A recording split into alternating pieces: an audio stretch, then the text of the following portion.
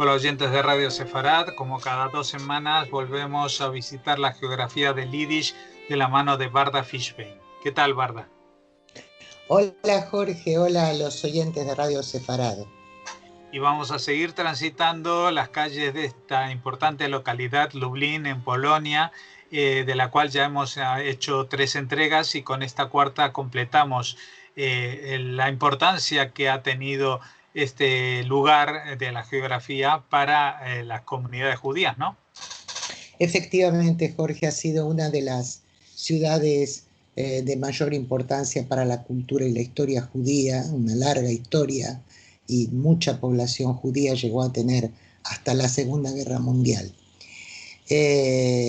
Antes de la instauración oficial del gueto de Lublin, el jerarca de las SS y policía, Odilo Globoshnik, con puesto de mando en la ciudad, fue nombrado responsable de la Operación Reinhardt, nombre en clave del plan para exterminar a todos los judíos de Polonia que vivían en el territorio del gobierno general de la Polonia ocupada, cuyo gobernador Hans Frank fue juzgado y condenado en Nuremberg. En esta etapa de la Shoah se instalaron los campos de exterminio de acuerdo a la política adoptada por los nazis en la conferencia de Wannsee de enero de 1942 para conseguir una Europa Judenrein o limpia de judíos. Globoshnik comenzó a trasladar a los judíos lugareños a una nueva zona especial donde los agrupó desde el mismo momento de la invasión en septiembre de 1939. El ejército alemán se preparaba para iniciar la Operación Barbarroja, que acabaría con el pacto Ribbentrop-Molotov y daría lugar a la invasión a la Unión Soviética, de modo que la Wehrmacht requería una zona donde establecerse que estuviera cerca de la que iba a ser la nueva frontera germano-soviética. El gueto de Lublin se creó en marzo del año 1941 y fue uno de los primeros de Polonia. Unos 10.000 judíos allí encerrados fueron pronto desplazados hacia pueblos y aldeas del entorno a guetos más pequeños.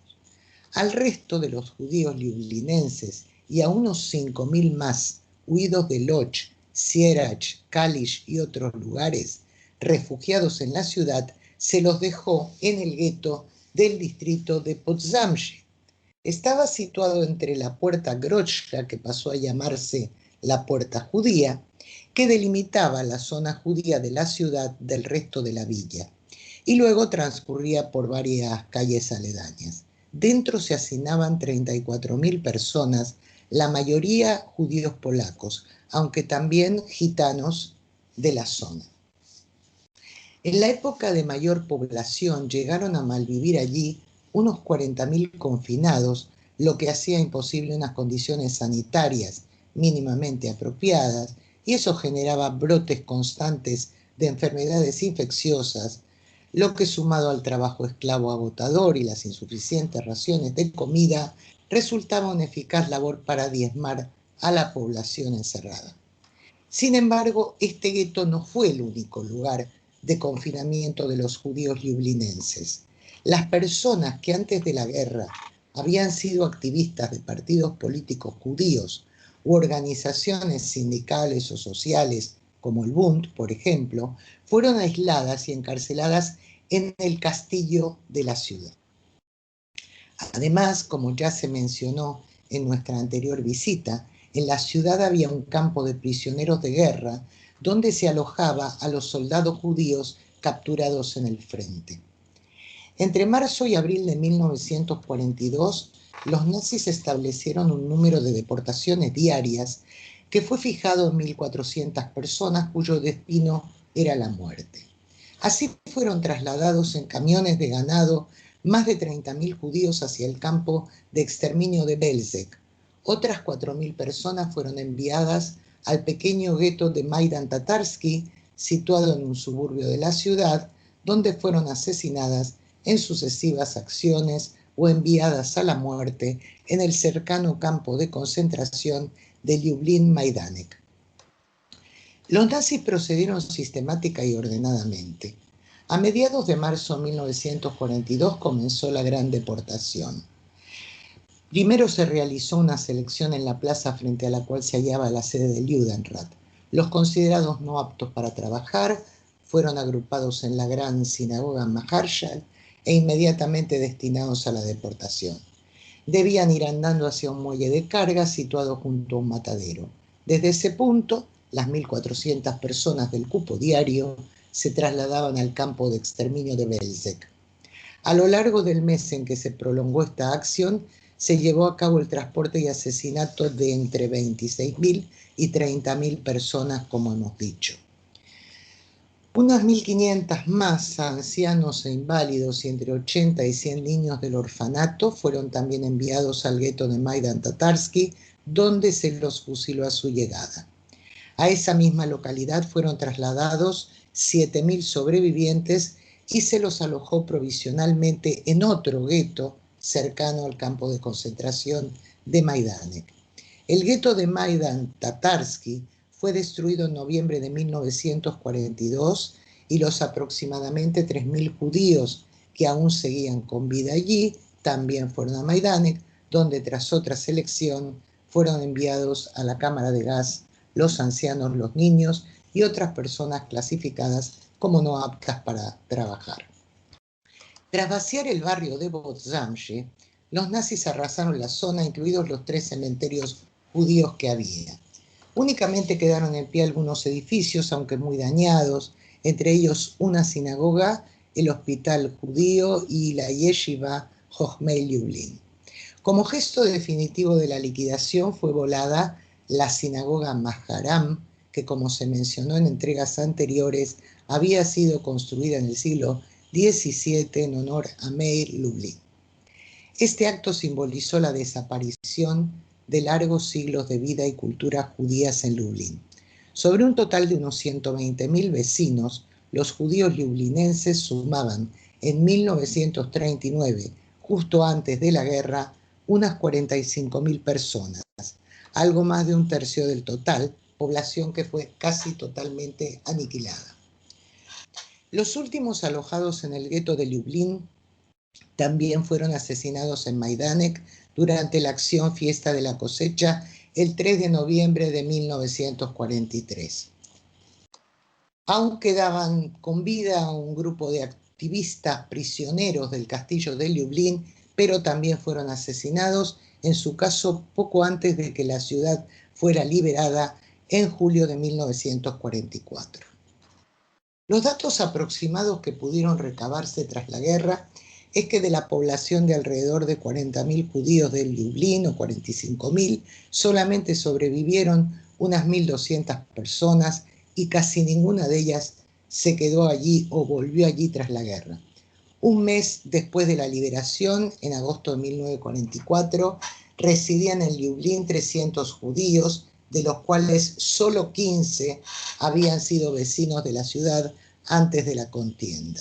No obstante, la población judía de la localidad creció en los meses posteriores hasta llegar a ser de 3.000 personas, sobre todo porque afluían refugiados, pero comenzó a disminuir luego cuando se liberaron Varsovia, Lodz y Cracovia, ya que muchos refugiados procedían de estas localidades y regresaron.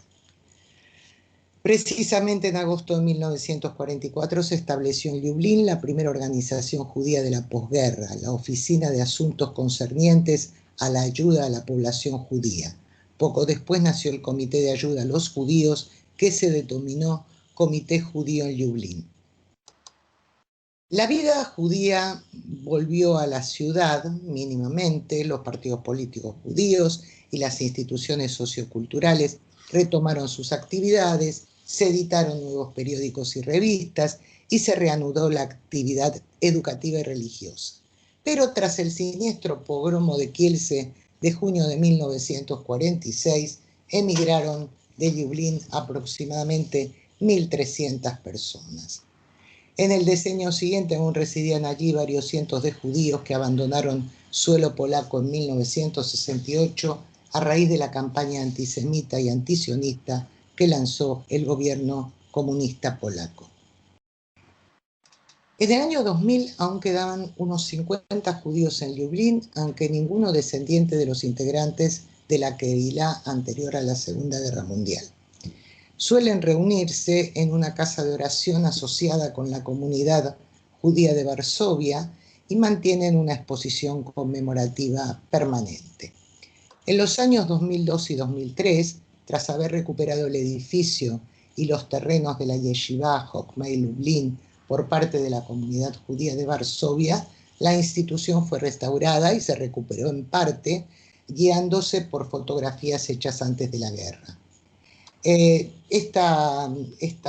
edificio, este espacio, suele utilizarlo la comunidad judía de Varsovia en su, digamos, sede o rama de Lublin para actividades desde el año 2006. El edificio se reinauguró oficialmente en el 2007 con asistencia de unas 600 personas. Aún sigue en pie parte del antiguo cementerio de Lublin, uno de los más antiguos de Polonia, aunque la mayoría de las lápidas fueron destruidas. Lo que queda es la zona sureste del muro y el Ohel, o la tienda, construida sobre la tumba del rabino Meir Shapiro. En el mes de mayo de 2005 se celebró el final del ciclo de 7 años de lectura diaria de una página del Talmud, el Daf Yomi, que hemos mencionado. Y una de las celebraciones tuvo como sede precisamente la recuperada Yeshiva Jokmei Lublin, en memoria de su antiguo director y creador de este método en 1924, el rabino Meir Shapiro, como ya se ha dicho. Otra conmemoración en recuerdo del mismo rabino tuvo lugar también en la Yeshiva en el año 2008, al cumplirse el 75 aniversario de su muerte. En dicha ocasión se dotó a la sinagoga con un nuevo Arón HaKodesh, el arca que contiene el Sefer Torah, los rollos bíblicos, y con una nueva menorá, con un nuevo candelabro de 7 brazos. Como vecino destacado de la ciudad, tenemos que citar, en este caso, a Ennio Sitomirsky, que nació en el año 1933. Ennio es el símbolo de la Shoah no solo en Lublin, sino en toda Polonia, y su historia está incluida en los planes de estudios del Sistema Nacional de Educación del país.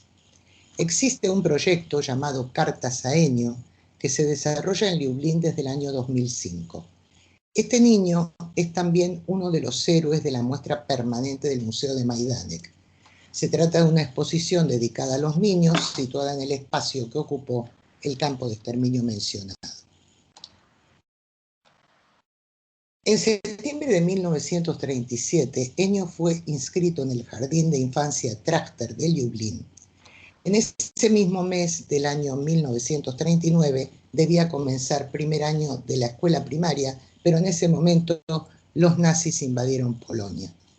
Los Jitomersky, su padre Shmuel, que trabajaba en una oficina postal y pudo tener contacto epistolar con un hermano en Palestina y con grupos de la resistencia y de apoyo a víctimas judías. Los Jitomirsky, como casi toda la población judía de Lublin, fueron encerrados en el gueto de la ciudad en 1941. Cuando en 1942 29.000 judíos lublinenses fueron exterminados, la madre y la abuela de Ennio, así como 2 de sus tías, fueron transportados a Belzec y asesinadas en las cámaras de gas a su llegada. Tras esos transportes, Ennio y su padre, que habían sobrevivido a las diversas selecciones, fueron enviados entre unos 7.000 u 8.000 sobrevivientes al pequeño gueto de Maidan Tatarsky. En noviembre de 1942, con la liquidación definitiva del gueto, otras 3.000 personas fueron deportadas al campo de exterminio Majdanek, entre ellos Ennio y su padre. Apenas llegar, él fue enviado a la cámara de gas, como otros niños, tenía 9 años, mientras que su padre sobrevivió. Volviendo al proyecto Cartas a Ennio, cada año desde 2005, como hemos dicho, el 19 de abril, día en que Polonia conmemora el Holocausto, se pide a los estudiantes y ciudadanos de Lublin que envíen cartas a Ennio Jitomirsky, al que fuera su último domicilio, en la calle Kowalska 11. Desde entonces son miles las cartas enviadas con dibujos e historias escritas por niños de 12 a 13 años. En la entrada de un banco de la ciudad, donde se tomó la última foto del niño, se instala un buzón especial para depositar las cartas que se envían a Ennio. Y esto es todo lo que podemos contar y lo que hemos contado en estas 4 visitas a la muy judía ciudad de Lublin. Bueno, esto es todo, pero es mucho porque ha tenido una gran trascendencia y nos lo has transmitido. Muchas gracias, Varda, y hasta la próxima entrega. Hasta la próxima, Jorge. Hasta la próxima, los oyentes de Radio Separa.